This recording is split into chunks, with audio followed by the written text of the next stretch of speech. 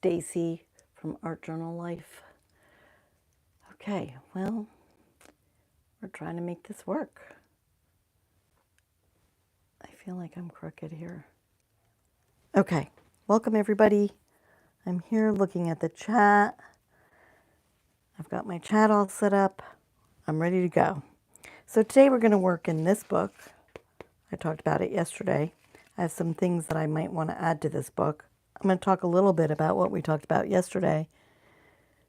I'm just making sure that it's on here. Looks it. So I'm going to go over this little bit that we did yesterday, which was some of the colors I tried to pick out.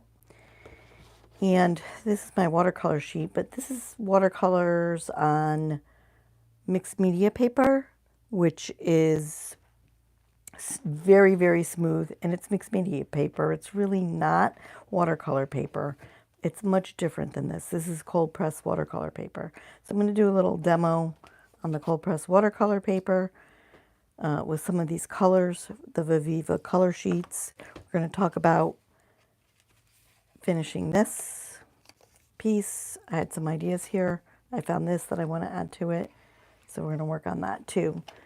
And it's all related because this is all an experiment that I'm doing to try to create my own art piece that I'm going to hang up on my wall. Because why not? Why not make our own art? I mean, you know, it's a good thing. Okay, so I wanted to start off by saying, or talking about something, which is how do you get inspired? Like, what inspires you? So the kinds of things that are inspiring to me are fabrics. So here I have this oldish piece of material that was actually supposed to be napkins. It's quite heavy. This is quite heavy. And I bought a lot of them when I found them. They were on sale. And I loved the colors in here. I loved the flower. It kind of has this design. I don't know if you can see this design. I'll try to hold it up closer so you can. This zigzaggy, diamondy looking design in there. It's got red and this off yellow, which would be more like a yellow ochre to me, and this violet, and again the red. So something else that I thought was very inspiring to me, and I built my first kitchen around this. Actually, this is the napkin, and I had a hand towel that was a little bit more vibrant than this was. But I love this. I called this tomato bisque color, and I sort of loved this. And again, what shows up here, but some yellow ochre, some green, definitely some purple, right? Or violet, or whatever we want to call this color. So these kind of go together in a strange way. There's very little green, but there is some very slight green in there. I'm looking at the back to see, oh yeah, it shows up better on the back of the fabric. So you can see there is some green threads in there. These are the things I find inspiring. I love to find fabric like this that speaks to me. You might be looking at this saying, ooh, oh, this got some bleach on it. So again, this is an older fabric, but something I just happen to love.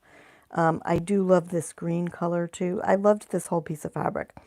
The hand towel, like I said, that matched this, it seemed a little more vibrant to me, so I wish I had found that, but I have it still somewhere. But again, this is another inspiring piece to me. You know, the yellow ochre with the red, purple, green. You know, these are all inspiring things. So you might not like it, and that's okay. You don't have to like what I like, but I'm just showing you that sometimes the things that inspire us are fabrics, and it could help us make a color palette.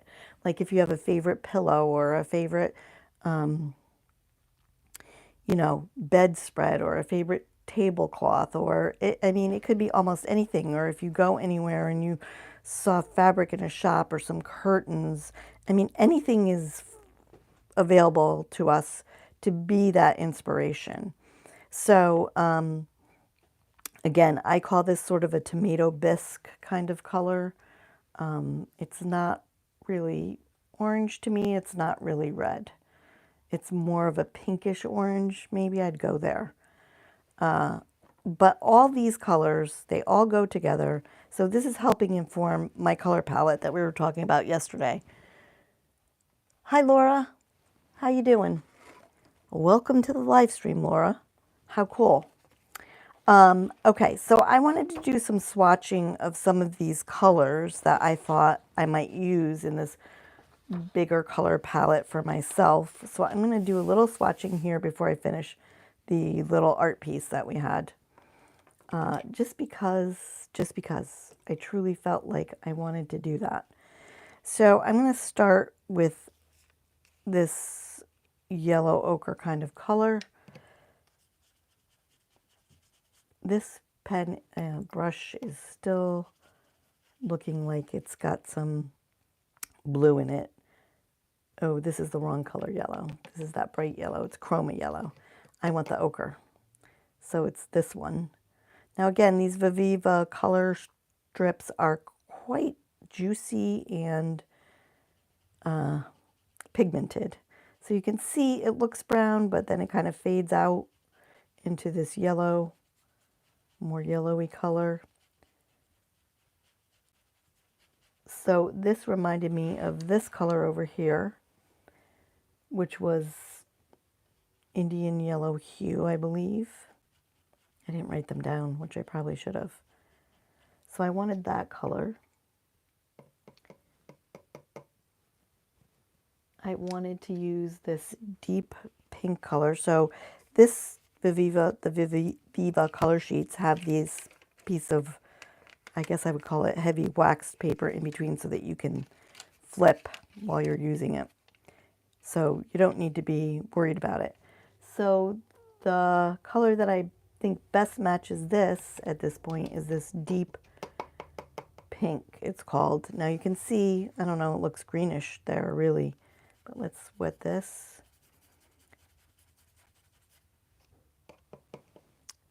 Let's see. Hi Stacy, great ideas. I'm so happy to catch you live. Me too. Oh, hi Mom. Good to see you. I was supposed to have a conversation with my mom and she was going out to eat the other night and I never called her back. So, hi Mom, sorry. Life got crazy on me. So I'm going with this deep, what they're calling deep pink here on these color sheets because I wanted to sort of go with this quinacridone magenta. I'm hoping you can see this over here. And I do think that this, you know, might not be an identical match, but it's darn close. So that's a color that I really liked a lot. So I'm going to try this vermilion, which is this one.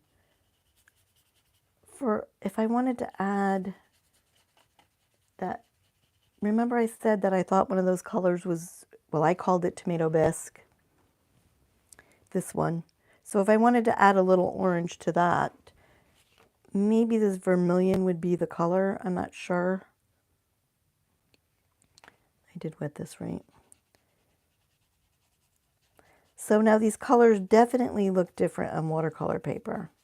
And this leans a little more yellow, as you can see when I fan it out. Let's see what happens if we mix it with this deep pink. I'm not sure if it will give me that tomato bisque kind of color, but it might. So this could be a good choice also to have in the palette, just so I could kind of make a color that reminds me of that tomato bisque sort of color. And you can see it's leaning as I mix them a little toward that tomato bisque color. Very slightly, but let's hold them together here. So it's going more in that direction.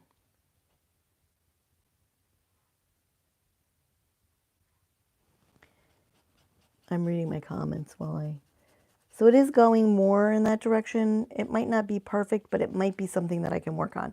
Now this paper, because it's watercolor paper, can certainly hold, this really is right in that family somewhere. It's lighter, but it's close. So I might think about that. Now the other color I have here is this green. Remember when I made this color, I do want the turquoise too. So I'm going to start with the sap green because honestly, this might be the closest thing I'm going to get to sap green. I don't know. We're going to try it. We can always darken it with some darker colors or some black if we wanted to. Oh, that's close. So that's close to this color. It's in the same-ish family. I might have to darken it a little. And that's something that I would play with. So I'd bring in a little black, maybe a darker blue, just a little tad. I just want to add a little more. So it's not identical. And then this color that I showed you in this is definitely more of a forest green. Not even that color. But again, these are colors that are inspiring me and how I work to find things that inspire me. So I'm partial to this green, this darker army green. This is a more olivey green probably. I could lighten this also. And I made this color, remember, with, did I make it with black and yellow? I might have. Now I don't remember. I'm going to have to go back and watch my own video. That's painful.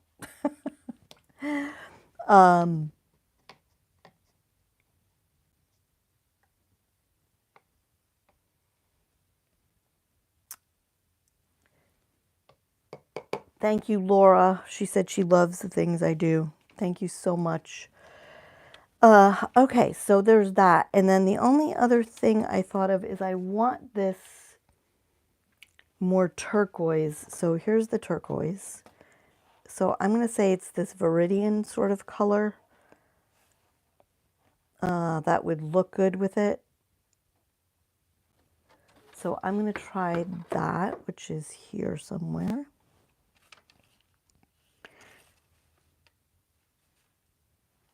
So let's give this a little more water.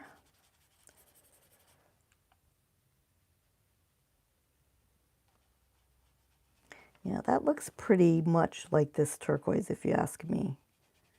And again, you start playing with it and letting it bloom and blossom. This is what I love about watercolors, this blooming that happens. So you can add more or less water according to the colors that you want to use, but here we go. This is a nice light. So I'm loving this so far. The only other color that I might add is this purplish color, but I have to tell you there's not really a good purple in this palette that I love. But let's see what the, this is super nice though.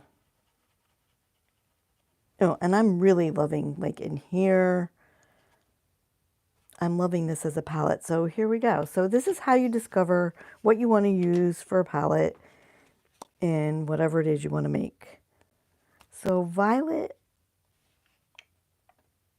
I think we're going to try this violet for the purple, but I don't think it's going to be dark enough. So we're probably going to have to mix our own if we want to use something purpley. But let's see how it goes. It's a beautiful color, but not really what I want.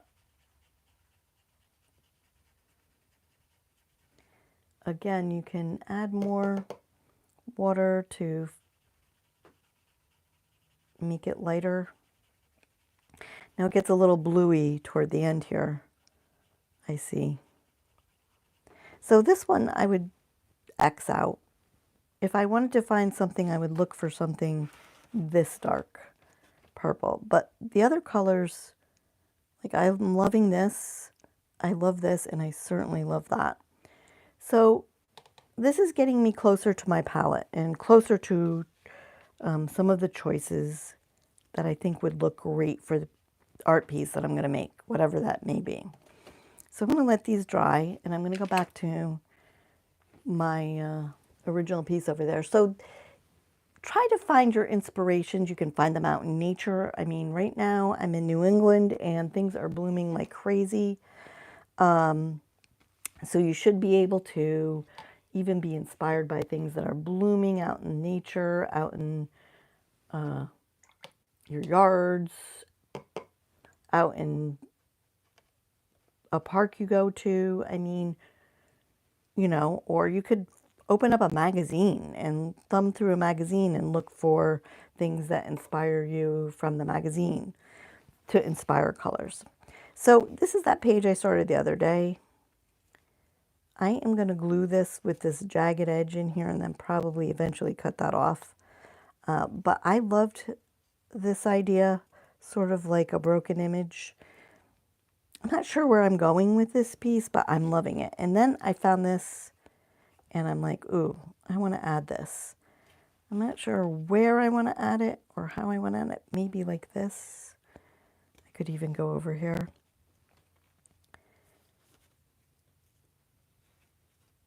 This seems a little like I might want to block that out somehow, but I think maybe like this. So that's what I'm going to do. I am going to find myself a scrap piece of paper, which doesn't seem to be showing up for me at the moment.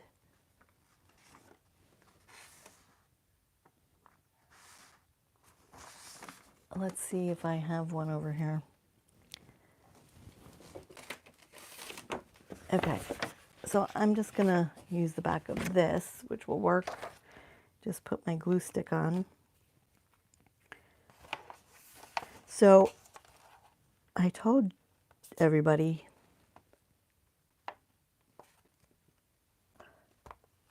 that I saw that glue study somebody did. I'll never remember who it was. It was a random person that I didn't remember ever seeing them before. And that she did a whole bunch of glues because she found that her papers were kind of coming out of her journal. And she tested every glue she had, thinking that some of them worked better than the others. And she said in the end, with everything she tested, not one worked better than the other. They were all perfect, and that she felt that the problems of her things peeling out of her journal or falling out of her journal were user error. So she felt that the glues, so she did wet glues, she did some Yes Paste, Oohoo glue, and another glue stick. She felt that the lifting and the falling out and tearing was because of herself. And she said she maybe just didn't give good enough coat of glue on her pieces is what she felt, because when she did the test pieces, she was careful to put down enough glue and everything held up. So she was testing it for certain periods of time, and so she's leaving it and going to do another video about it in a year and 2 years. So that will be interesting to see what she figures out after that length of time, but super interesting. So, okay. So I just felt that this piece would go, and I kind of liked it. And then I kind of feel like I'm going to use this black and continue this oval here and maybe make another oval. This is how I like to anchor things into the journal. So there, I have this black line, which kind of mimics this line. So maybe I want to kind of bring this up here.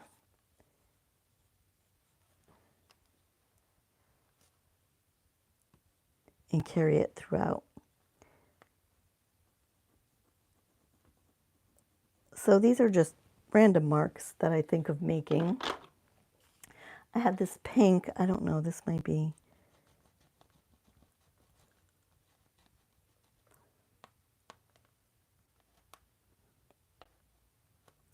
and then you could always, because this is a Stabilo Woody, you can always wet this and carry it a little bit farther if that's what you want to do. Also the black, you could smudge the black. You could make it like a shadow here.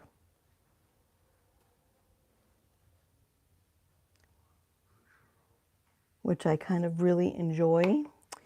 And then I could think of some other things that I want to add. So I kind of like this khaki-ish green, which I have in a Caran d'Ache. So maybe I carry this khaki green over here.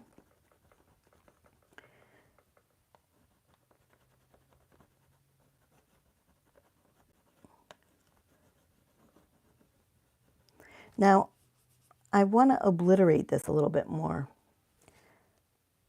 but I have to think about that because I'm not really sure how I want to do that. Let's see. I'm trying to decide what I want to add down here. I don't think that. Let's see if I can find. That's too orange, maybe. Maybe not.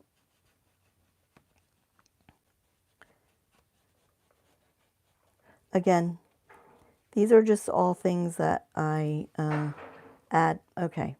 If you hear the noise, this is my dog with her bone downstairs. She's a killer. She throws her bone on the new wooden floors because she likes the sound, apparently. So this is how I anchor my pieces together, is by doing things like this, making marks and to kind of add more to it. Now I'm like, what else? I'm thinking I have some Poscas over here.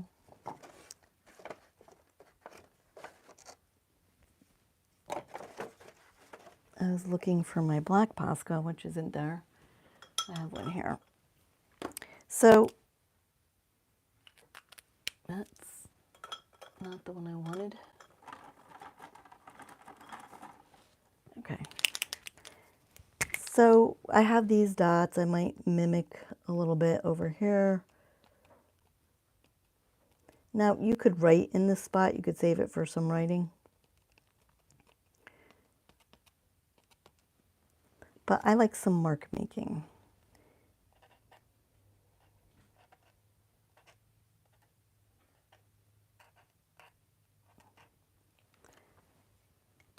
And then I'm going to save the best for last, I think. I'm going to look for, I have a hard time with the white one because honestly, like you usually have to do a lot of white. In other words, going over it several times to make it stand out.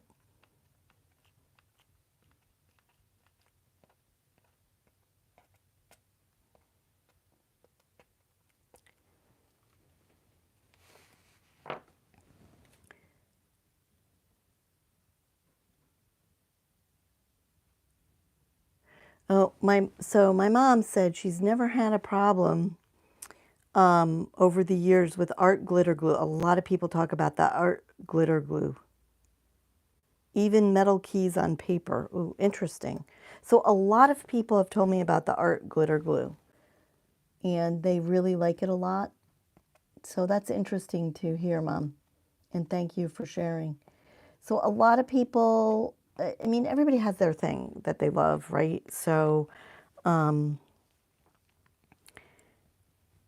you know, use what you love is always what I think. But sometimes even another glue that maybe you have on hand would work, right? Okay, so I have this. This is my fluorescent neon marker, and I love to add a little of this lately to everything I do. And I'm getting bored with my, oh, I know what I wanted. So I have this. I have this stencil. So I was going to add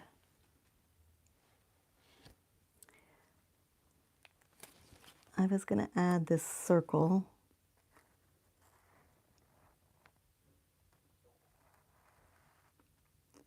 Oh, but this pen is beating up.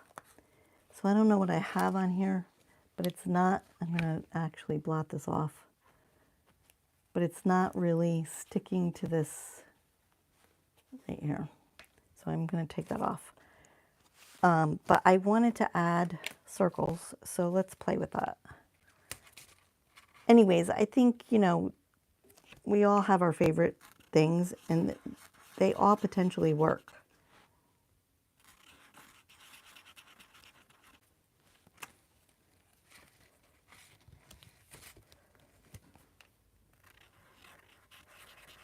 But this person that I saw making the glue study, we'll call it, was super interesting because she found that anything worked as long as you used it properly. So I'm going to do this in here just as another mark.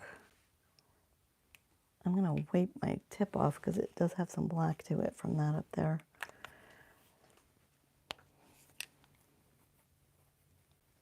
I kind of love this, but at the same time, I kind of want a little black in there. So I'm going to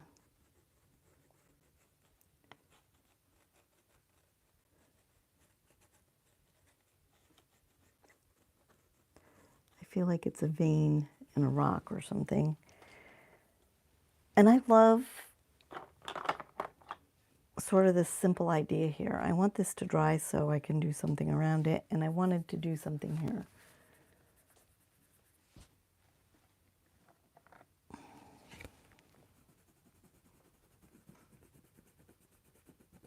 So maybe it's just more about closing up those dollar signs there. I'm hoping I'm on camera. I am. And I really love this khaki green, whatever color. Let's see what this is. Olive Claire, they call it. On Carandash. Okay. So just something like that to kind of take the edge off all that weight over there. And then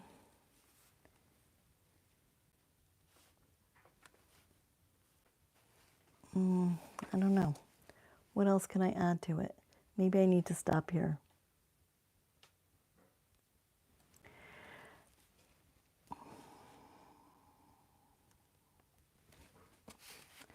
Let's see how this looks.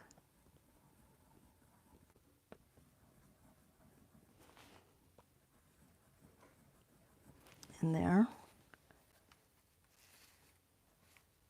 And I probably need something up here.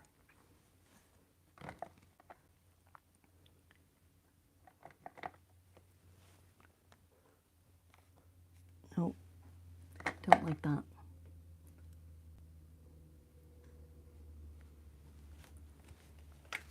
I don't know, maybe I'll leave this like this for now. So this is all part of how I figure out what to put here. Now, this is a mirror, and I wanted to put an image in here, but I haven't come across an image that I wanted to use. So I'm going to think about that, and I am going to cut this off of this side. So I have, I think the best thing to use is my X-Acto knife.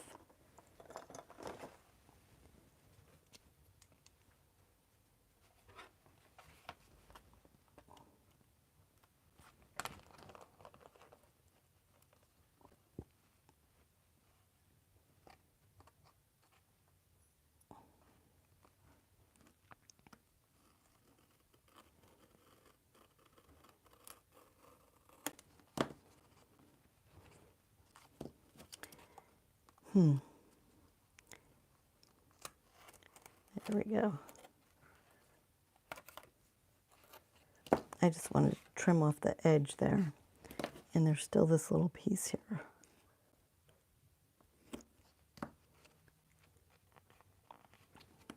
Okay, I'll play with that later.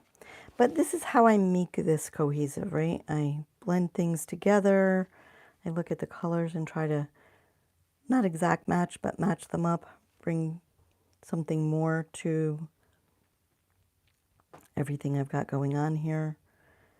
And I'm going to leave this like this for now. Okay.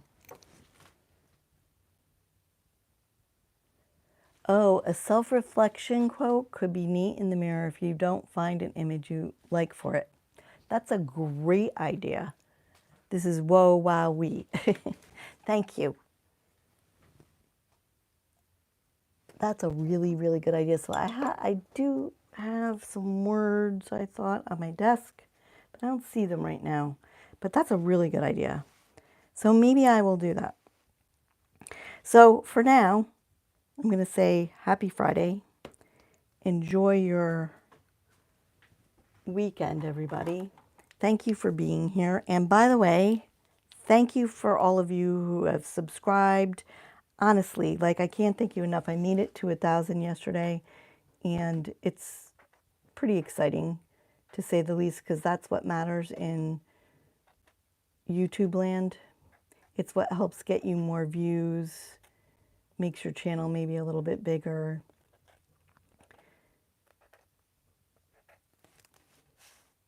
So I appreciate all of you for being here and showing up and being part of the family here. And so I want to thank you all. If you like the video, remember to like it. Feel free to share it. And thank you for being here. Thank you, Wowie. Yep, it's pretty exciting. So, okay, I'm taking the weekend off again, as usual. It doesn't mean I don't make art. It just means I'm not videoing. I am going to definitely think about a quote I want to put in here. I want to thank you all for showing up and being here. And I will talk to you on next Monday. Thanks again. Have a great one, everyone. Take care.